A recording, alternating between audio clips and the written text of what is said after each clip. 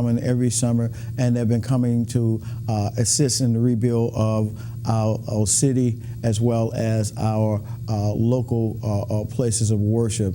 And I always mention the importance of what they have been doing, because they're a youth organization, young people that have been utilizing their vacation time to come down and work in our communities, work on our places of worship. And the blessing is that these are young people that are dedicated to do service for the Lord and helping us and encouraging us.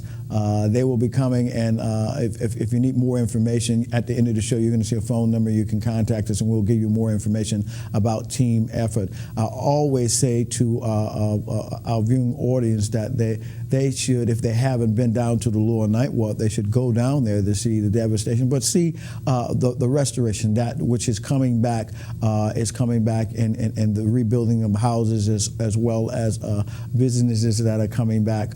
And so it's not just limited to the Lower Ninth Ward, but I emphasize the importance of the Lower Ninth Ward because it had been hit so hard that the devastation it's worth mentioning over and over again. We need to have tourists as well as family and friends from out of town to know that that area is not back yet, and it is not back. That means that the whole city is not back. So we need to emphasize the importance of going and see it, so we can be one hand that is lifting up to help that area come back. Also, want to say to you the important thing that's taking place, that the Louisiana Freeman Missionary Baptist General Association will be convening at 2538 Jackson Avenue. The Reverend Dr. Louis Jones is the president, and they're going to be celebrating 145 years of an existence, and it will start May 20th to the 26th. The first thing that kicks off is on May 19th, which will be at 6 p.m. and is known as the annual musical. From there, the session starts at 6 o'clock in the morning, E.L. Moore Auxiliary sunrise service, and from there, all the other services will take place at 1 p.m. Church theme is the church equipped for victory, 2 Corinthians chapter 10, verses 3 through 4. One notable mention is the importance of the annual Fraternal Day.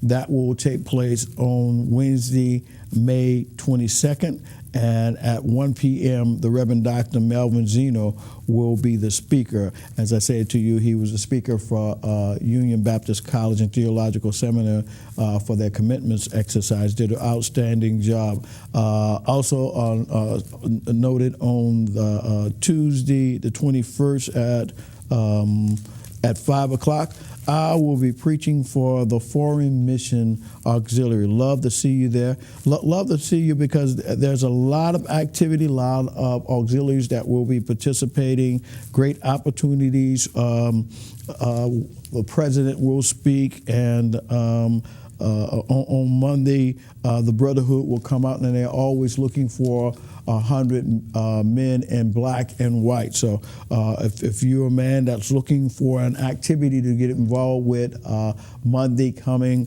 at 7 o'clock will be a great opportunity for you to come. But look, before you go there, I have a good friend who's the president of the Louisiana Freeman Evangelical Board, the Reverend Eric Layton.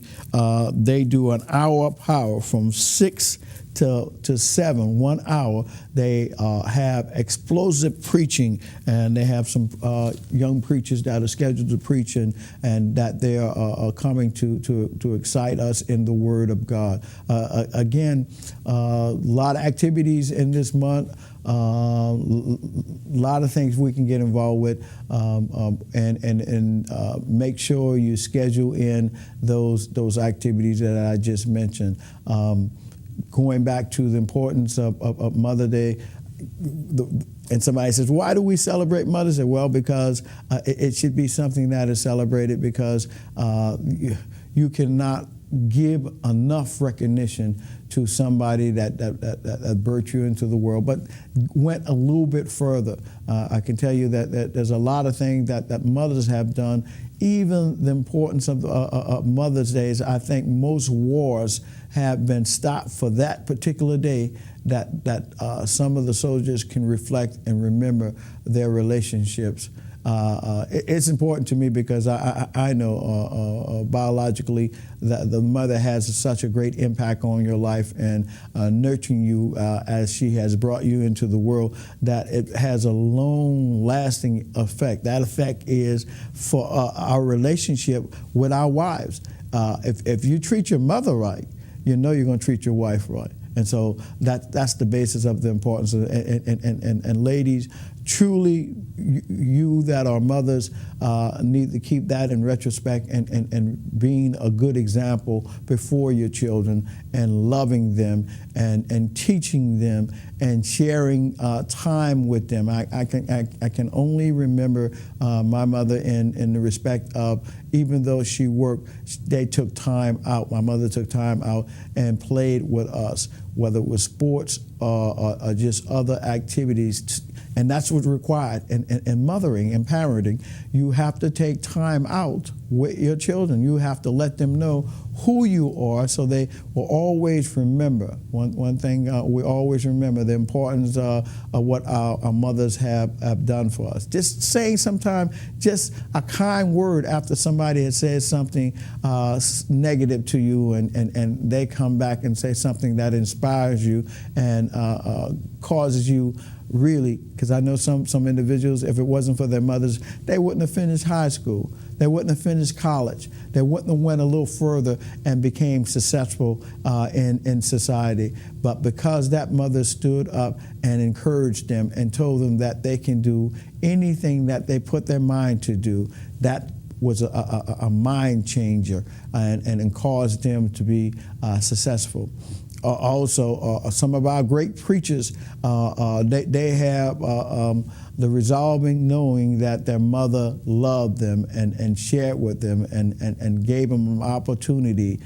We can think about Jesus, because the important thing about Jesus is that motherly love that Jesus received from Mary developed all of us today that have compassion for our mothers, to live a God-fearing life and to give back to society. That's our responsibility, is to thank God for our mothers, that they made an impression on our life, that we want, if anything, our children to live in a safe environment. And what better way than reflecting on how good your mother told you, eat your peas, eat your broccoli, and do all those other things that was not only healthy for you, but just altogether wise. So we encourage the mothers. We encourage, because in June we're going to be encouraging the fathers, those true men that God has called to parent and to develop these young men, young women, and to have the love of God in them, that they can not only spread it, but to share it with others, how good God it truly is. Those are some of the activities of this month. We're excited that we'll be participating in those activities. Hopefully we'll be seeing your face at St. John Institution and some of the other activities that that teen effort will be participating in. Let's just look to the positive things that are happening in our city, and let's move forward in doing some things that's going to encourage young people.